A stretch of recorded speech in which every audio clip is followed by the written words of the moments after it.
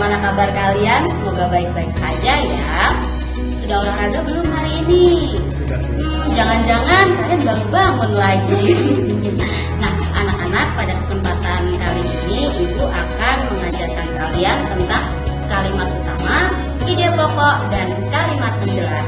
Jangan lupa siapkan bukunya ya.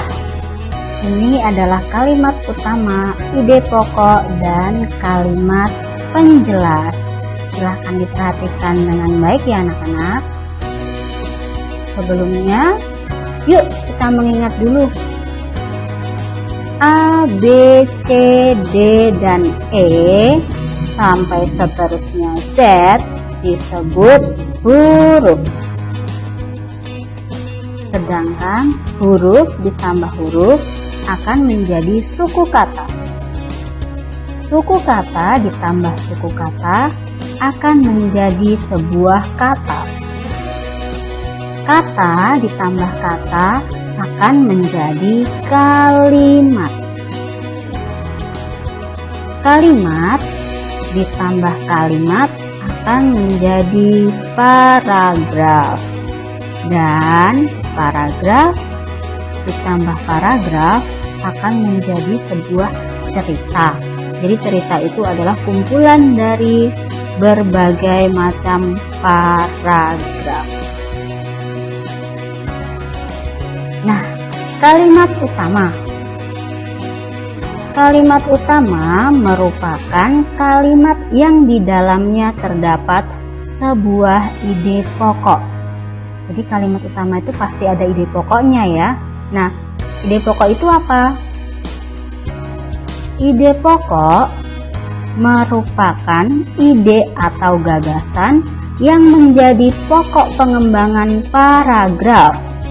Sebuah ide pokok letaknya pada kalimat utama. Jadi kalau kalian sudah menemukan kalimat utama, maka dalam kalimat utama itu pasti terdapat ide pokok.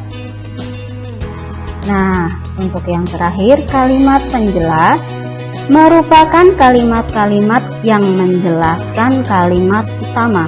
Jadi dalam sebuah paragraf, kalau kalian sudah menemukan kalimat utama, maka yang lain merupakan kalimat penjelas yang menjelaskan kalimat utama. Nah, kalimat utama biasanya terdapat di awal.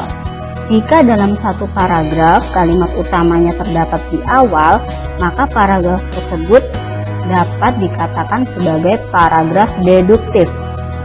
Sedangkan jika kalimat utamanya ada di akhir, maka paragraf tersebut menjadi paragraf induktif. Jika ada yang tanya, Bu, kalau ada di awal dan akhir bagaimana? Kalau ada di awal dan di akhir, itu namanya paragraf campuran. Tetapi untuk paragraf campuran ini jarang sekali digunakan. Dan yang sering adalah deduktif dan induktif. Selanjutnya contoh. Ya. Orang yang akan pensiun tidak perlu stres. Pensiun berarti tidak bekerja, tetapi mendapat gaji. Dengan tidak berdinas lagi berarti mereka tidak memiliki beban pikiran terhadap pekerjaan dan banyak waktu luang untuk bersantai. Kalau waktu luang itu bisa dioptimalkan dengan berbagai kegiatan yang positif dan produktif, tentu orang tidak akan terkena stres. Nah, dari sini kita bisa lihat anak-anak, kira-kira kalimat utamanya yang mana sih? Nah, tadi bagaimana penjelasannya? Kalimat utama itu terdapat di awal atau akhir kalimat. Nah, kita lihat dulu. Orang yang akan pensiun tidak perlu stres. Sedangkan di kalimat terakhir, kalau waktu luang itu bisa dioptimalkan dengan berbagai kegiatan yang positif dan produktif, tentu orang tidak akan terkena stres. Nah, kalimat terakhir ini ternyata masih menjelaskan kalimat pertama, sehingga kalimat pertama inilah yang menjadi kalimat utama. Kalimat utamanya sudah ditemukan dan ide pokoknya adalah tidak perlu stres saat menghadapi pensiun. Nah, orang yang akan pensiun tidak perlu stres dan ide pokoknya tidak perlu stres saat menghadapi pensiun. Yang kedua, sekarang contohnya. Bencana banjir lumpur akibat jebolnya tanggul Situ Gintung di Tangerang Selatan menimbulkan berbagai macam penyakit. Beberapa penyakit yang akan timbul sesudah bencana adalah diare, tifus, leptospirosis, dan demam berdarah. Masalah kesehatan pada korban dan masyarakat di sekitar lokasi-lokasi bencana harus segera diantisipasi. Beberapa penyakit itu muncul karena lingkungan kotor dan sumber air bersih yang tercemar lumpur. Seperti tadi ya anak-anak, kalau sudah dibaca semua dalam satu paragraf, baru kita lihat kalimat pertama dan kalimat terakhir.